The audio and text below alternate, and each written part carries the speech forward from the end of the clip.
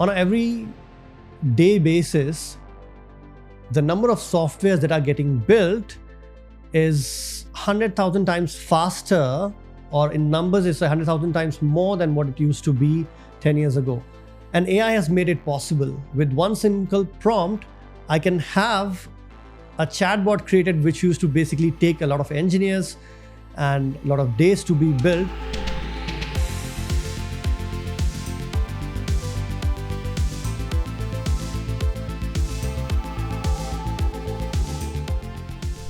Hello and welcome to Impact Insights, where we speak with those turning bold digital ideas into real-world outcomes.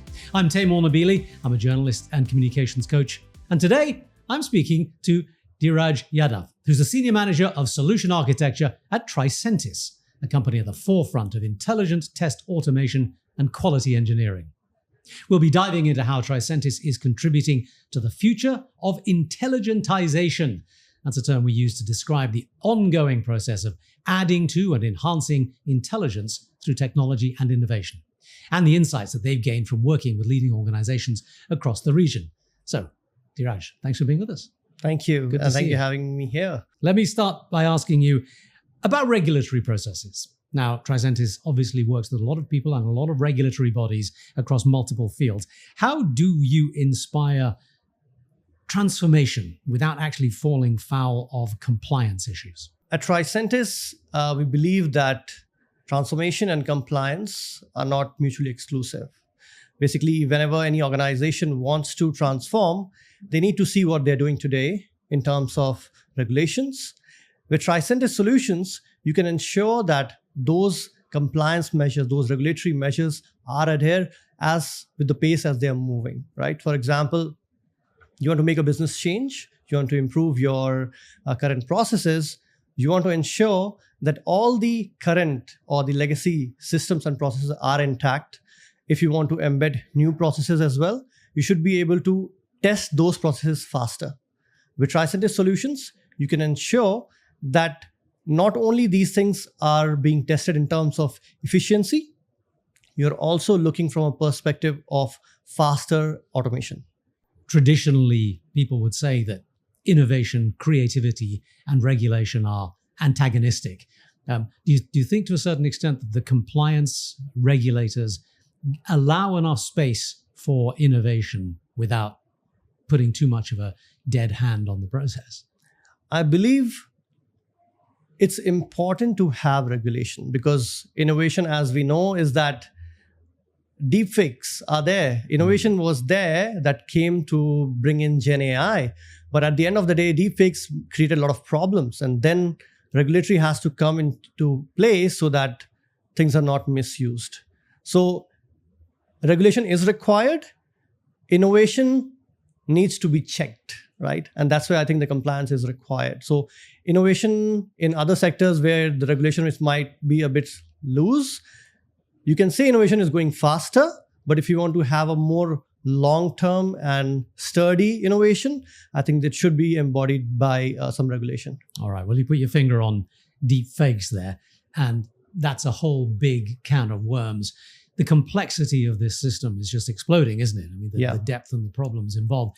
In that context, then, do you see any opportunity of intelligent automation and within quality assurance? Yeah. Because nowadays what has happened is that compared to 20 years back, the overall application landscape in an organization has become much more complicated, right? A lot of applications in different formats talking to each other. Now, the opportunity that comes with intelligent automation is in the field of optimization and efficiency. Like if you have to test the whole process, now it's going to take much, much longer if we stick to the traditional methods. So that's where we bring in the efficiency component of automation. Now, while automation can fix the part of covering a large ground, I think efficiency is more important to be clubbed with how much optimized approach is there towards the transformation journey when it comes to the quality side of things. Like for example, Tricentis offers solutions that can now cut down your overall test cycle from weeks to days because it can exactly tell you where are the changes that have happened, right?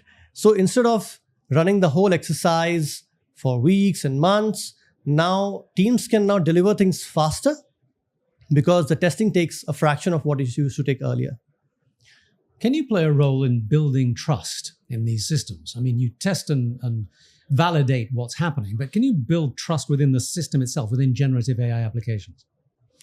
So when we look from GenAI perspective, right, one of the biggest or the common term that we come across is the LLMs.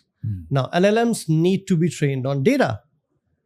And we know from past experiences is that the output generated by any AI tool or GenAI based tool is as good as the data it has been trained on. So if you have malicious data, if you have bad data, your responses will be bad.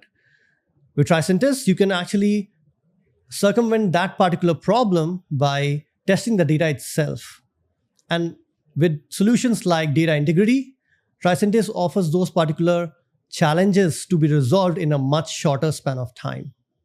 Because it's practically impossible for a human to sit down and eyeball what are the responses coming from GenAI, what are the data that is going in. You need to have technology that can help shoulder that particular burden from your side so that you can focus on more meaningful BAU tasks rather than validate what the GenAI is actually bringing out as the response. Okay.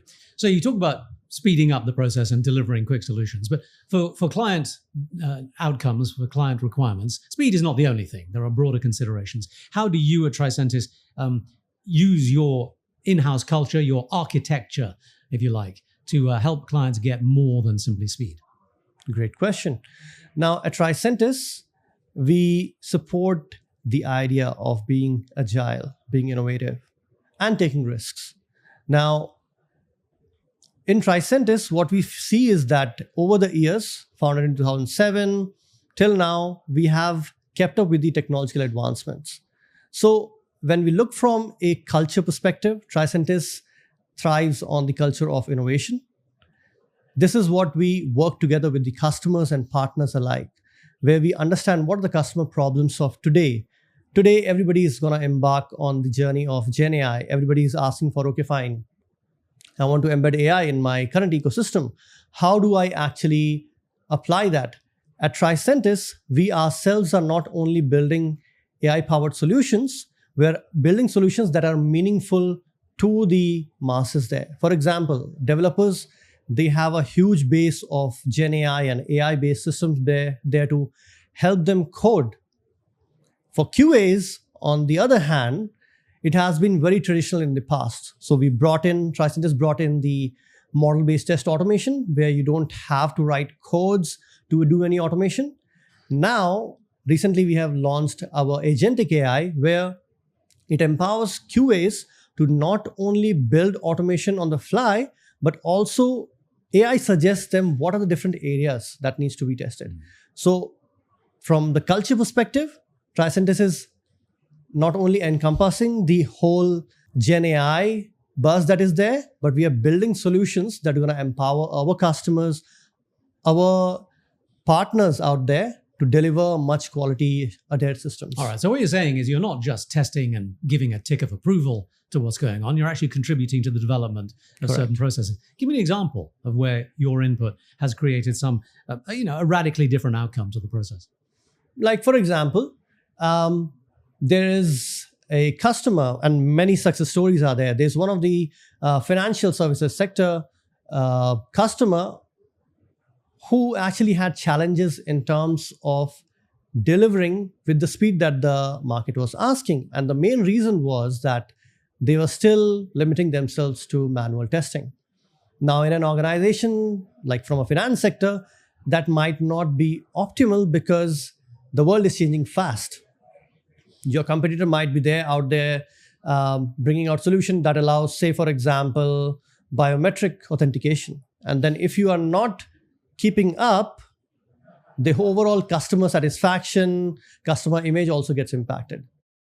So what they did was that they actually started looking out for solutions and they came across Tricentis. We realized that one of the biggest challenges was that they wanted to move fast, but the manual testing was keeping them behind. So we actually consulted them that, you know what, not only you need automation in your picture, but you need to optimize your stuff as well. Because today you actually go ahead and test everything, and then you bring all the business users and everybody starts clicking through, working through the whole months and months of testing, and then you are able to release it. In a matter of 6 months, they could see that their whole test cycle could be reduced from weeks to now days, because they were able to automate the majority portion of their testing, as well as optimize what exactly needed to be tested so that they can release things faster. The customers were able to get hands-on to the new features faster. As a result, overall customers' image, the overall customer happiness goes higher and higher. So your operations cover not only this region, but global activities. Let's talk about development and the future. Yes. We're seeing, obviously, this enormous explosion and expansion in the AI and general technology markets. Tell me where you see this going in the next 12 to 24 months. In the next 12 to 24 months, I think the whole journey is on an accelerated path, which means that it's just going to go faster and faster. 2 years ago, everybody was talking about GenAI. Today, everybody is using GenAI in ChatGPT. And now, from past 6 months, we have been hearing about agentic AIs and the MCPs. I think the future is very bright. Things are going to get optimized. For example, earlier they had, for example, GenAI-based system that you just ask a question, it gives you some response. Now it has been translated into enterprise-level agents that can do the task. So you basically, using simple prompts, can get something done that would have taken a lot of collaboration between the humans, between different departments, and now it can be done almost in an instant. So if that is what it stands today, I think the future is very bright, and it's very much, I'm a Star Trek fan.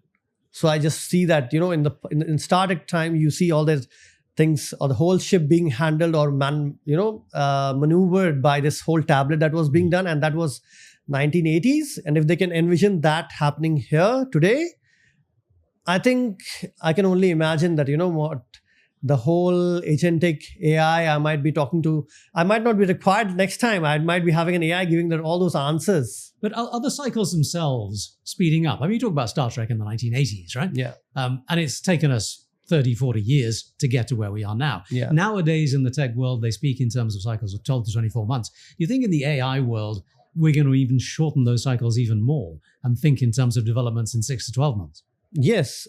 In one of the recent reports that I read is that on an every-day basis, the number of softwares that are getting built is 100,000 times faster, or in numbers, it's 100,000 times more than what it used to be 10 years ago.